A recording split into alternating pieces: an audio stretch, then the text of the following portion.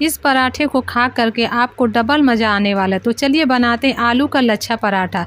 यहाँ पे मैंने आलू को बॉईल कर लिया है। अब यहाँ आप इसे ठंडा कर लेंगे, उसके बाद इसे हमें छील लेना है। छील करके इसे हमें मैश कर लेना है। अब यहाँ पे लेंगे हरा धनिया और हरी मिर्च को बारीक कट करके हमें इसमें डाल देना है। अब इसमें डालेंगे नमक, लाल मिर्च पाउडर, हल्दी पाउडर और धनिया पाउडर। इन सबको डाल करके हमें अच्छे से मिक्स कर लेना है। अब लेंगे एक बाउल, उसमें डालेंगे 1 कप मैदा, 1 कप आटा, नमक, ऑयल डालेंगे और नॉर्मल पानी से हमें इसे गूंद लेना है। अब यहाँ किचन काउंटर पे थोड़ा सा मैदा डस्ट करेंगे। उसके बाद सारे लोई को ले करके हमें इसे एक बड़ा रोटी बेल लेना है। उसमें डालेंगे ऑयल और मैदा डाल करके इसे हमें अच्छे से मिक्स कर लेना है। उस पर रोल बना करके छोटे छोटे लोई बना लेंगे। उसके बाद इसे बेल